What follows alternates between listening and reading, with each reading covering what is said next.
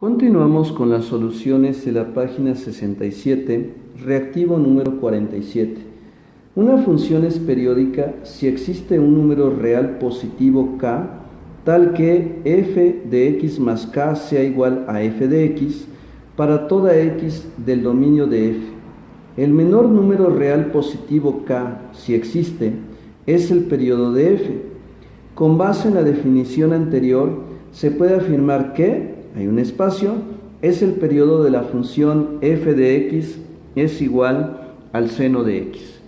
Muy bien, entonces lo que acabo de leer es la definición de una función periódica en la cual se plantea que k es el periodo, de tal manera que se cumple que f de x más k es igual a f de x. En este caso estamos hablando de la función seno de x y tenemos aquí un dibujo que representa a la gráfica de la función f de x. Bien, también podemos considerar que de manera gráfica el periodo k representa, digamos que la longitud del eje de las x en la cual se va repitiendo la función seno. En este caso observamos cómo la función seno, si consideramos que se origina para x igual a 0, la función seno tiene este comportamiento, su gráfica tiene esta forma, pero observa que a partir de 2pi, la función seno gráficamente se vuelve a repetir hasta llegar a 4pi. Y claro, si continuamos prolongando la función, nos daremos cuenta que se vuelve a repetir en otro periodo de 2pi. Es decir, la función seno de x se va repitiendo cada 2pi. Esto implica que el periodo de la función seno es 2pi. Así que la opción correcta es el inciso C. Reactivo 48. El resultado de seno de x más pi sobre 2 es... Muy bien, lo que tenemos aquí lo podemos considerar de la siguiente manera, que equivale a una suma de dos ángulos. Es decir, tenemos una expresión con esta forma, seno de x más y.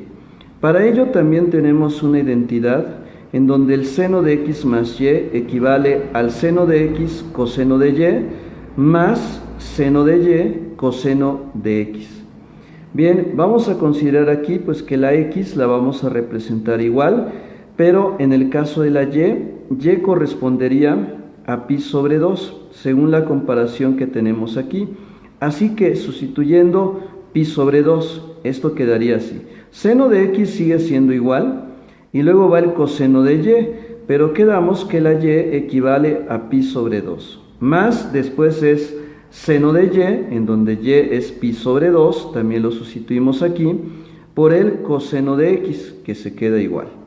Después hay que recordar los valores que corresponden a estas funciones trigonométricas. Bien, en primer lugar, seno de x lo pasamos, y también recuerda que pi sobre 2 es un ángulo que está expresado en radianes.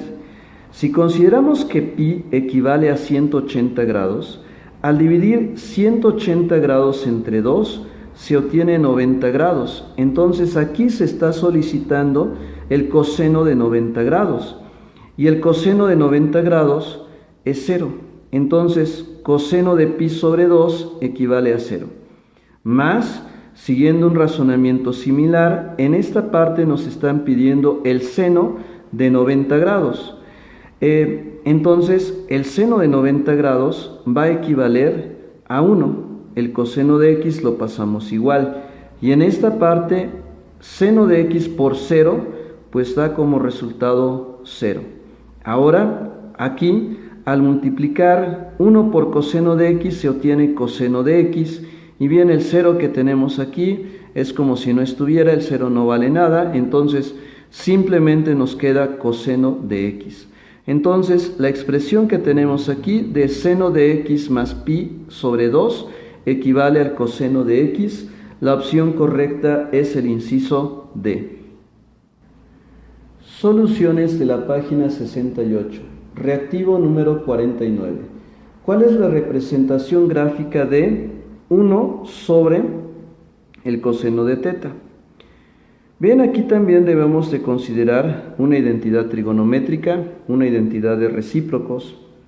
en la cual sabemos que el coseno de teta por secante de teta es igual a 1. Observa que si despejas a la secante, el coseno pasa dividiendo. Entonces, 1 entre coseno equivale a la secante. En otras palabras, en este reactivo se solicita identificar la gráfica de la función secante. Bien, claro que en el examen no es conveniente que te pongas a construir la gráfica utilizando los distintos ángulos, sino que debes de memorizarte cuáles son las características principales, en este caso de la gráfica de la función secante. Bueno, para empezar, la gráfica de la función secante es una gráfica discontinua. Está formada por curvas como las que observamos aquí en color rojo. Un aspecto muy importante es que una de estas curvas debe de cruzar al eje de las Y en 1. Las demás curvas con forma semejante pues abren hacia abajo como las que observamos aquí, pero observa que también a partir del valor de -1 hacia abajo es como se prolongan estas curvas, mientras que el resto de las curvas que están en la parte superior se prolongan desde 1 hacia arriba, Además, la gráfica de la función secante tiene unas asíntotas que son las rectas que observamos aquí de manera discontinua. Estas rectas pues representan discontinuidades de la función secante y observa que las asíntotas se presentan en múltiplos impares de pi medios, es decir, hay una asíntota vertical en pi medios, otra asíntota vertical en 3 medios de pi, habrá otra en 5 medios de pi, y de una forma similar del lado izquierdo, hay una asíntota en menos pi medios, hay otra asíntota en menos 3 medios de pi, y así sucesivamente. Entonces, la gráfica que más se parece de las que aparecen en las opciones, pues está ubicada en el inciso D, que esta sería la opción correcta. Reactivo número 50. Identificar la gráfica de la función f de phi es igual a menos la tangente de phi. Bien, para poder identificar la gráfica vamos a tomar como referencia a la tangente del ángulo phi, es decir, sin el signo negativo. Es una gráfica de la que también debes de memorizar sus características más importantes. Entonces, la gráfica de la función y es igual a tangente de x es una gráfica discontinua. Las formas de las curvas que representan a esta función pues difieren bastante de lo que es la función seno, coseno, inclusive de la función secante. Sin embargo, la gráfica de la función tangente también es una gráfica discontinua. Entonces puedes observar aquí la forma que tienen estas gráficas y también date cuenta que también hay asíntotas mediante las líneas punteadas que tenemos aquí.